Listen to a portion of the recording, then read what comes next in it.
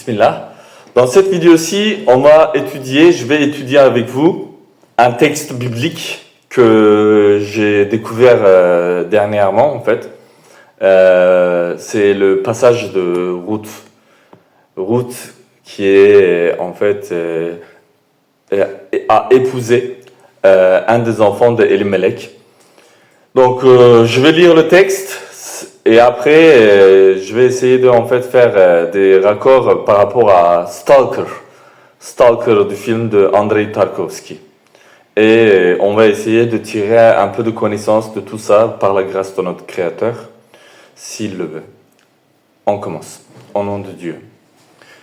Du temps des Juifs, il y a eu une famine dans le pays. Un homme de Bethléem de Juda partit avec sa femme et ses 2 fils pour faire un séjour dans le pays de Moab.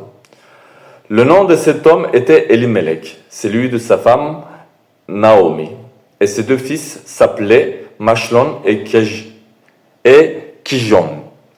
Ils étaient Ephrasiens de Bethléem de Juda. Au pays de Moab, ils y fixèrent leur demeure. Donc voilà, c'est la famine. C'est en fait, notre Créateur, il crée des causes, c'est pour éprouver, mais éprouver en termes comme un examen en fait, pour pouvoir mettre en marche les puissances, mettre en marche la sincérité, pour mettre en marche en fait l'endurance des créatures qu'il aime. Il crée des épreuves, la famine, la guerre, ou etc., en fait. Et ici, c'est la même chose, en fait, comme l'époque de Jacob alayhi salam, Jacob, paix sur lui, ils ont eu la famine et ils ont dû descendre jusqu'en Égypte, et en Égypte, ils ont retrouvé Joseph. Voilà, Joseph est retrouvé. Et ici, on va voir ce personnage qui, d'une sincérité extraordinaire, une femme extraordinaire qui est vraiment un exemple en tant que, et nous en tant qu'hommes humains, ça veut dire le genre masculin, on doit prendre vraiment exemple sur cette femme.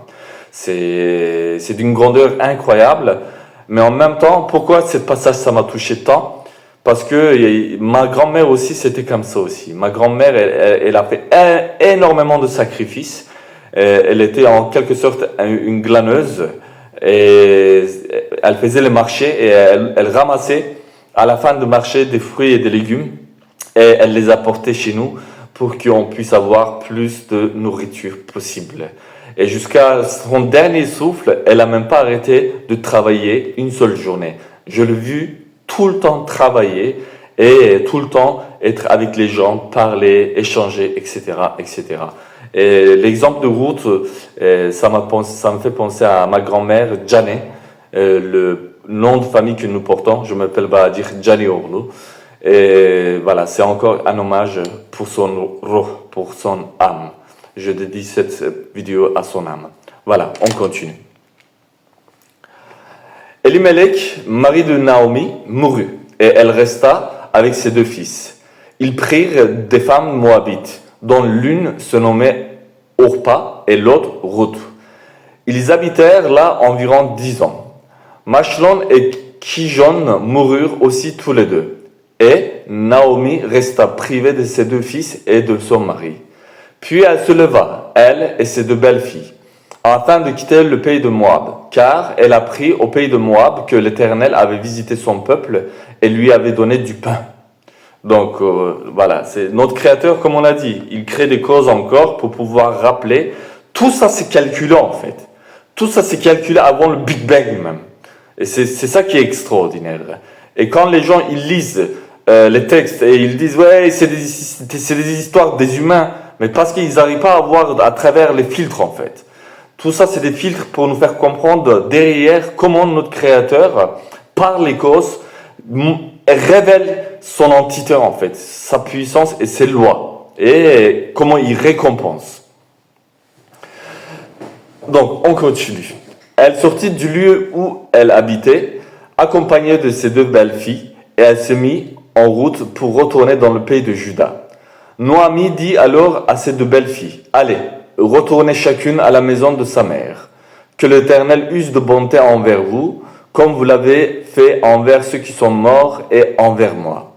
Que l'Éternel vous fasse trouver à chacune du repos dans la maison d'un mari. » Et elle les baisa.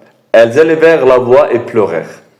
Et elles lui dirent, « Non, nous irons avec toi vers ton peuple. » Noémie dit, « Retournez mes filles, pourquoi vous viendrez avec moi? Ai-je encore dans mon sein des fils qui puissent devenir vos maris? Retournez mes filles, allez, je suis trop vieille pour me remarier. Et quand je dirai, j'ai de l'espérance, quand cette nuit même je serai avec un mari et que j'enfanterai des fils, attendriez-vous pour cela qu'ils eussent grandi? Refuseriez-vous pour cela de vous marier? Non, mes filles, car à cause de vous, je suis dans une grande affliction de ce que la main de l'Éternel s'est étendue contre moi.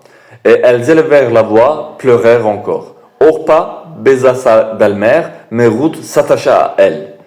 Noémie dit à Ruth, « Voici, ta belle-sœur est retournée vers son peuple et vers ses dieux. Retourne comme ta belle-sœur. » Ruth répondit, « Ne me presse pas de te laisser, de retourner loin de toi. Où tu iras, où tu demeureras, je demeurerai. Ton peuple sera mon peuple et ton Dieu sera mon Dieu. Où tu mourras, je mourrai et j'y serai enterré. Que l'Éternel me traite dans toute sa rigueur, si autre chose que la mort vient à me séparer de toi. » Noémie, la voyant décidée à aller avec elle, cessa ses instances. Donc ici, ça rappelle en fait cette initiation, c'est une initiation qui est en train de se passer en fait. On peut donner par exemple l'exemple de Fight Club où les deux personnages qui sont installés dans cette maison délabrée voient un jeune homme devant la porte. Et cet jeune homme, il veut participer au Fight Club, mais le personnage de Brad Pitt, il vient, il le dégage. Et il s'en va tout de suite, il n'insiste pas. Et Edward Norton, il revient, il dit non, mais il faut que tu restes. Malgré tout ce qu'on te fera, il faut que tu restes pour participer au Fight Club. Justement, c'est une épreuve. Si tu ne peux pas passer le premier épreuve, tu ne peux pas passer le deuxième épreuve. Tu ne peux pas entrer dans le Fight Club. Il faut insister, il faut résister, il faut avoir de la persévérance et endurance. Et c'est ça qu'on voit ici.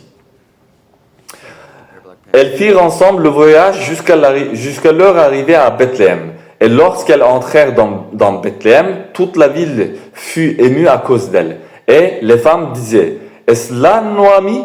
Elle leur dit, « Ne m'appelez pas Noémie, appelez-moi Mara, car Tout-Puissant m'a rempli d'amertume. » Ici, les noms, il faut que j'étudie davantage le texte pour pouvoir découvrir le sens de tous les noms, parce que c'est très important. Comment elle dit, ne m'appelez pas Naomi, mais appelez-moi Mara. Je vais essayer de trouver un sens à ça, parce qu'il doit y avoir un sens caché. C'est pas anodin en fait. Deuxième nom, quand elle vient, c'est un signe important de la révélation. On continue. Depuis dans l'abondance à mon départ, et l'Éternel me ramène les mains vides. Pourquoi m'appelleriez-vous Noémie, après que l'Éternel s'est prononcé contre moi et que Tout-Puissant m'a affligé? Ainsi revirent du pays de Moab Noémie et ses belles-filles, Ruth la Moabite. Elles arrivèrent à Bethléem au commencement de la moisson des orges. Si je ne me trompe pas, aussi pour les Moabites, il y a une interdiction de mariage par rapport au peuple moabite des Juifs, en fait, des Juifs de l'époque. Des Juifs de l'époque et peut-être même de maintenant. Je ne peux pas me prononcer là-dessus directement parce que c'est les rabbins et c'est leur tradition, c'est eux qui doivent se prononcer.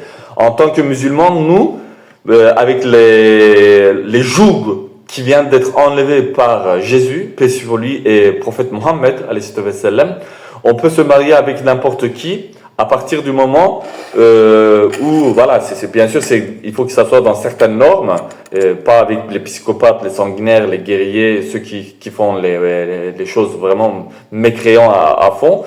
Ça, non, on peut pas se marier, mais il n'y a pas une distinction par rapport au peuple, en fait. On peut se marier avec n'importe quel peuple, des femmes avec les hommes avec les femmes, ça n'a aucun problème, sauf restriction reste par rapport aux croyances et par rapport au moral en fait. Chapitre 2. Noémie avait un parent de son mari. C'était un homme puissant et riche, de la famille d'Elimelech, et qui se nommait Boaz.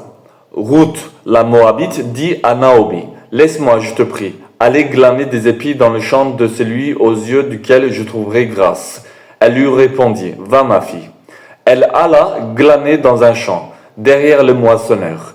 Et elle se trouva par hasard que la pièce de terre appartenait à Boaz, qui était de la famille d'Elimelech. Et voici Boaz vint de Bethléem et dit au moissonneur, « Que l'Éternel soit avec vous. » Voilà. Et, vous voyez comment ils saluent les Juifs d'avant, que l'Éternel soit avec vous. Comme nous on disait, c'est là que la paix soit sur vous. C'est la même chose en fait. Comme on a dit, c'est la tradition primordiale, sauf que selon les langues, c'est les prononciations différencient ou le formule se transforme différemment, mais ça veut dire la même chose. Donc on suit la même tradition.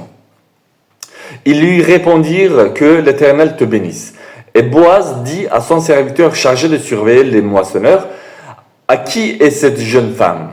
Le serviteur chargé de surveiller les moissonneurs répondit, « C'est une jeune femme moabite qui est revenue avec Noémie du pays de Moab. » Elle a dit, « Permettez-moi de glaner et de ramasser des épis entre les gerbes derrière les moissonneurs. » Et depuis ce matin qu'elle est venue, elle a été jusqu'au bout, jusqu'à présent, et ne s'est reposée qu'un moment dans la maison.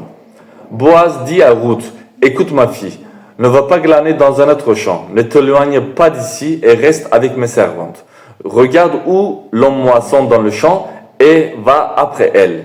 J'ai défendu à mes serviteurs de te toucher. Et quand tu auras soif, tu iras au vase et tu boiras de ce que les serviteurs auront puisé. » Alors elle tombait sur sa face et se prosterna contre terre. Et elle lui dit, « Comment ai-je trouvé grâce à tes yeux pour que tu t'intéresses à moi qui suis une étrangère ?» Là, ici, on voit encore la prosternation, en fait. Par exemple, comment on prie les gens anciens. C'était quoi, en fait, l'adoration? Comment l'adoration se pratiquait? C'est par la prosternation que l'adoration se pratique. Tous les chrétiens catholiques ou même chez les juifs, en fait, qui ont cessé de se prosterner par l'arrivée du prophète Mohammed ﷺ, parce qu'ils ne voulaient pas qu'il y ait une ressemblance, ils ont abandonné Dieu, en fait. Ils ont abandonné le charge d'adoration que Dieu nous avait donné, qui est celui de prosternation.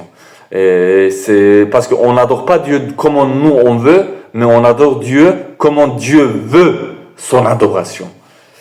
Comment ai-je trouvé grâce à tes yeux pour que tu t'intéresses à moi qui suis une étrangère? Boaz lui répondit, on m'a rapporté tout ce que tu as fait pour ta belle-mère depuis la mort de ton mari, et comment tu as quitté ton père et ta mère et le pays de ta naissance pour aller vers un peuple qui ne te connaissait point auparavant.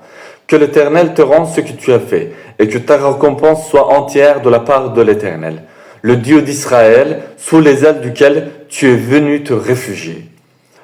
Et elle dit, oh, que je trouve grâce à tes yeux, mon Seigneur, car tu m'as consolé et tu as parlé au cœur de ta servante. Et pourtant, je ne suis pas moi comme l'une de tes servantes. Au moment du repas, Boaz dit à Ruth, approche, mange du pain et trempe ton morceau dans le vinaigre. Elle s'assit à côté des moissonneurs, on lui donna du grain de rôti, elle mangea et elle se rassasia et elle garda le reste. Puis, elle se leva pour glaner. Boaz donna cet ordre à ses serviteurs, qu'elle glane aussi entre les gerbes, et ne l'inquiétez pas. Et même vous ôterez pour elle des gerbes quelques épis que vous la laisserez glaner, sans lui faire de reproches. Elle glana dans le champ jusqu'au soir, et elle bâtit ce qu'elle avait glané. Il y a eu environ un épha d'orge. Ça fait à peu près 35 litres, je vérifiais, 35 litres. En fait, elle glane à travers tout ce qui reste à l'intérieur de, comme je disais, quand il y a les marchés, que le marché il finisse, vous voyez, il y a plein de bordures, il y a plein de déchets qui sont partout. Et on voit aujourd'hui aussi des gens pauvres aller glaner, aller ramasser tout ce qui reste en fait. Par exemple, il y a une tomate qui est pourrie à moitié, ils le récupèrent, ils coupent la moitié, ils mangent le reste de tomate qui est pas pourrie.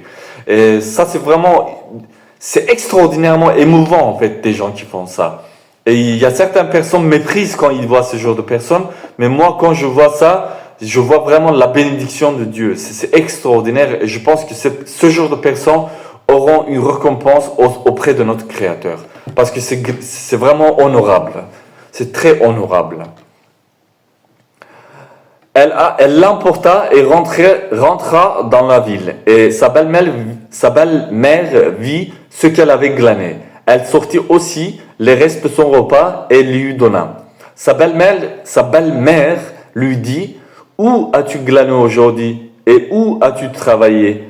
Béni soit celui qui s'est intéressé à toi. » Et Ruth fit connaître à sa belle-mère chez qui elle avait travaillé. « L'homme chez qui j'ai travaillé aujourd'hui, dit-elle, s'appelait Boaz. » Naomi dit à sa belle-fille, « Quoi qu'il soit béni de l'Éternel, qu'il se montre miséricordieux pour les vivants comme il le fut pour ceux qui sont morts. Cet homme est notre parent. » Lui dit encore Naomi, « Il est de ceux qui ont sur nous le droit de rachat. » Ruth, la Moabite, ajouta, « Il m'a dit aussi, reste avec mes serviteurs, jusqu'à ce qu'ils aient achevé toute ma moisson. » Et Naomi dit à Ruth, sa belle-fille, « Il est bon, ma fille, que tu sortes avec tes servantes et qu'on ne te rencontre pas dans un autre champ. » Elle resta donc avec les servantes de Boaz pour glaner, jusqu'à la fin de moisson des orges et de la moisson de froment. Et elle demeurait avec sa belle-mère. Déjà, on voit en fait la fidélité, on voit déjà comment Noémie c'est extraordinaire en fait, l'acte de foi qu'elle fait en fait. Parce que tout ça, je pense que c'est pas pour rien, parce qu'elle a dû trouver dans cette famille une certaine forme de miséricorde, une certaine forme de loyauté en fait. Elle a dû vivre ça. Et du coup, elle reste loyale. Et rester loyale en fait à notre tradition, à l'humanité, à nos parents, à ce qu'on aime, c'est très important. Chapitre 3. Noémie, sa belle-mère, lui dit, « Ma fille, je voudrais assurer ton repos afin que tu fusses heureuse. Et maintenant, Boaz, avec les servantes duquel tu as été, n'est-il pas notre parent? Voici, il doit vanner cette nuit les orges qui sont dans l'air. Lave-toi et oins-toi, puis remets tes habits et descends à l'air. Tu ne te ferais pas connaître à lui, jusqu'à ce qu'il ait achevé de manger et de boire. Et quand il ira se coucher, observe le lieu où il se couche, ensuite va, découvre ses pieds et couche-toi. Il te dira lui-même ce que tu as à faire. » Elle lui répondit, « Je ferai tout ce que tu as dit. » C'est extraordinaire ce passage, il y a vraiment quelque chose à observer, à découvrir encore. Je ne vais pas entrer dans une sorte d'interprétation en fait de Pardes, ça veut dire 7 niveaux de lecture. J'essaie de faire quelques liens avec, comme on a dit, Stalker, toute cette question même d'en fait croire et être fidèle en fait, être honnête. On va y venir, ça va être un petit peu long mais c'est bien, il n'y a pas de souci. C'est important qu'on prenne un peu le temps aussi pour étudier. Elle descendit à l'air et fit tout ce qu'on avait ordonné, tout ce qui avait ordonné sa belle-mère. Boaz mangea et but, et son cœur était joyeux. Il alla se coucher à l'extrémité d'un tas de gerbes. Ruth vint alors, tout doucement, découvrit ses pieds et se coucha. Au milieu de la nuit, cet homme eut une frayeur. Il se pencha, et voici, une femme était couchée à ses pieds. Il dit, « Qui es-tu » Elle répondit, « Je suis Ruth, ta servante. Étends ton aile sur ta servante, car tu as droit de rachat. » Et il dit, « Sois bénie de l'Éternel, ma fille. Ce dernier trait témoigne encore plus en ta faveur que le premier, car tu n'as pas recherché de jeunes gens pauvres ou riches. Maintenant, ma fille, ne crains point. Je ferai pour toi tout ce que tu diras, car toute la porte de mon peuple sait que tu es une femme vertueuse. » C'est énorme. Il est bien vrai que j'ai droit de rachat, mais il en existe un autre plus proche que moi. Passe ici la nuit, et demain, s'il veut user envers toi du droit de rachat, à la bonne heure, qu'il le fasse. Mais s'il ne le plaît pas d'en user envers toi, j'en userai moi, l'Éternel est vivant. Reste couché jusqu'au matin. Elle resta couchée à ses pieds jusqu'au matin, et elle se leva avant qu'on ne puisse se reconnaître l'un l'autre. Boaz dit, ne sache pas qu'une femme est entrée dans l'air. Et il ajouta, donne le manteau qui est sur toi, et tiens-le. Elle le tint. Et il mesura 6 mesures d'orge, qu'il chargea sur elle. Puis, il rentra dans la ville. Ruth revint auprès de sa belle-mère. Et Noémie dit, est-ce toi ma fille? Ruth lui racontait tout ce que cet homme avait fait pour elle. Elle dit, il m'a donné ces 6 mesures d'orge, en disant, tu ne retourneras pas vide vers ta belle-mère. Et Noémie dit, sois tranquille ma fille, jusqu'à ce que tu saches comment finira la chose, car cet homme ne se donnerait point de repos qu'il n'ait terminé cette affaire aujourd'hui. Chapitre 4. Boaz monta à la porte et s'y arrêta. Or, voici, celui qui avait droit de rachat et dont Boaz avait parlé, vint passer. Boaz lui dit, approche, reste ici toi et toi un tel. Et il s'approcha et s'arrêta. Boaz prit alors 10 hommes parmi les anciens de la ville et il dit, asseyez-vous ici. Et ils s'assirent. Puis, il dit à celui qui avait le droit de rachat, Naomi, revenue du pays de Moab, a vendu la pièce de terre qui appartenait à notre frère Elimelech. J'ai cru devoir t'en enfermer et te dire, acquiers-la en présence des habitants et en présence des anciens de mon peuple. Si tu veux racheter, rachète. Mais si tu ne veux pas, déclare-le moi, afin que je le sache. Car il n'y a personne avant toi qui ait le droit de rachat. Et je l'ai après toi. Et il répondit, je rachèterai.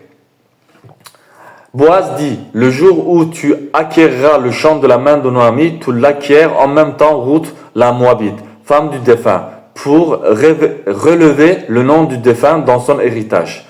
Et celui qui avait le droit de rachat répondit, je ne puis pas racheter pour mon compte, crainte de détruire mon héritage. Prends pour toi mon droit de rachat, car je ne puis pas racheter. Autrefois, en Israël, pour valider une affaire quelconque relative à un achat ou à un échange, l'un ôtait son soulier et le donnait à l'autre. Cela servait de témoignage en Israël. Celui qui avait le droit de rachat dit à donc Boaz, acquiers pour ton compte. Et il ôta son soulier. Boaz alors dit aux anciens et à tout le peuple, vous êtes témoins aujourd'hui que j'ai acquis de la main de Noémie tout ce qui appartenait à Elimelech, à Kiljon et à Machlon. Et que je me suis également acquis pour femme Ruth la Moabite, femme de Machlon, pour relever le nom du défunt dans son héritage et afin que le nom du défunt ne soit point retranché d'entre ses frères et de la porte de son lieu. Vous en êtes témoins aujourd'hui. Tout le peuple qui était à la porte et les anciens dirent, nous en sommes témoins. Que l'Éternel rend la femme qui entre dans ta maison semblable à Rachel et à Léa, qui toutes les deux ont bâti la maison d'Israël. Manifeste ta force dans Ephrata et fais-toi un nom dans Bethléem. Puisse la postérité que l'Éternel te donnera par cette jeune femme rendre ta maison semblable à la maison de Péretz, qui fut enfantée à Juda par Tamar. Boaz prit Ruth, qui devint sa femme. Il alla vers elle. L'Éternel permit à Ruth de concevoir, et elle enfanta un fils. Les femmes dirent à Noémie, béni soit l'Éternel, qui ne t'a point laissé manquer aujourd'hui d'un homme ayant droit de rachat, et dont le nom sera célébré en Israël. Cet enfant restaurera ton âme et sera le soutien de ta vieillesse, car ta belle-fille qui t'aime l'a enfanté, elle qui vaut mieux pour toi que 7 fils. C'est énorme. Vous voyez, des fois on méprise les femmes, etc., etc. Et là, une femme peut valoir plus que 7 fils. Ingrat. Noémie prit l'enfant et le mit sur son sein, et elle fut sa garde. Les voisines lui donnèrent un nom, en disant, un fils est né à Noémie. Ils l'appelèrent Obed. Ce fut le père d'Isaïe, père de David. Voici la postérité de Péretz. Péretz engendra Etzron. Etzron engendra Ram. Ram engendra Aminadab. Aminadab engendra Nashon. Nashon engendra Salmon. Salmon engendra Boaz. Boaz engendra Obed. Obed engendra Isaïe. Et Isaïe engendra David. Paix sur eux.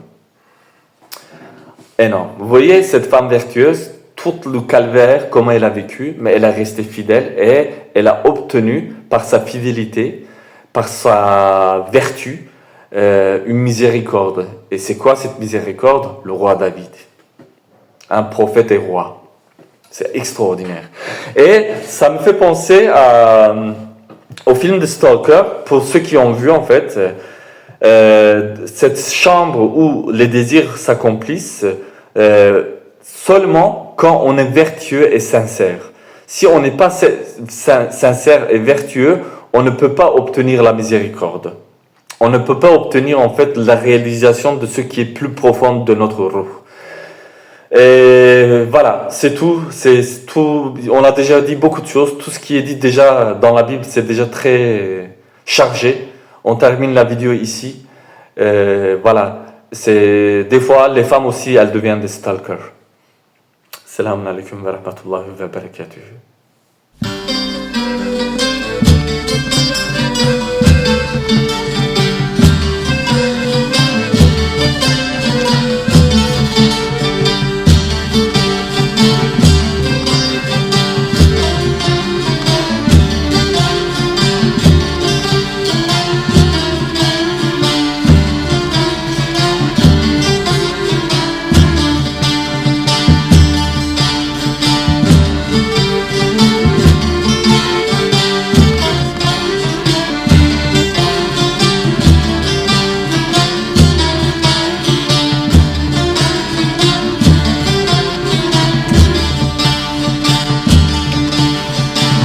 जाने जाने जाने व जाने जाने जाने जाने व जाने रबिम हरिन दिलाने व जाने शोरशल कुर्दिस्ताने व जाने जाने जाने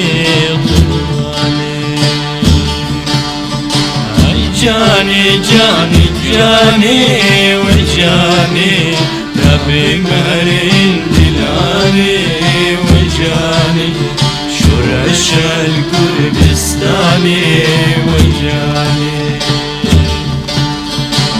जाने जाने व जाने रबे मरिन दिलाने व जाने शोरशल कुर्दिस्ताने व जाने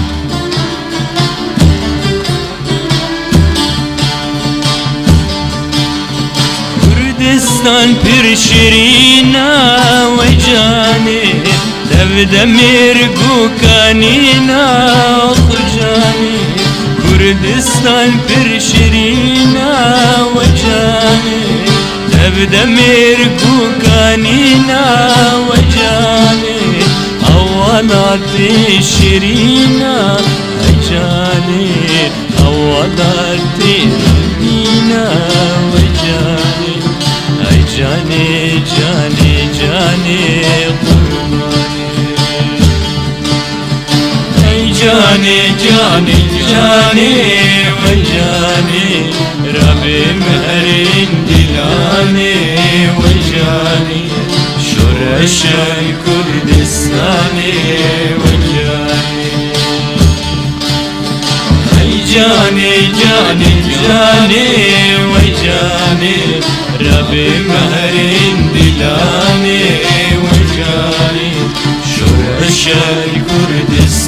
وجاني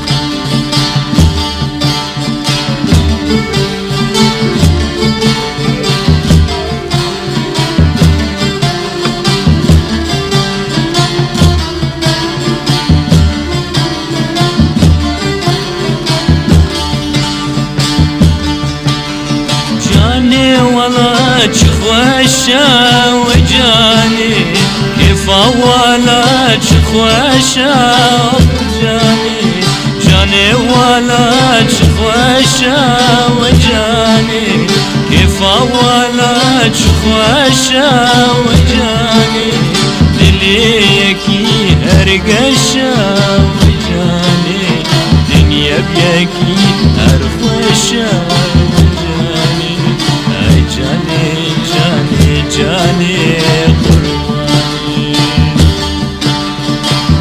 جاني جاني جاني وجاني ربي مهرين دلاني وجاني شرش الكردستاني وجاني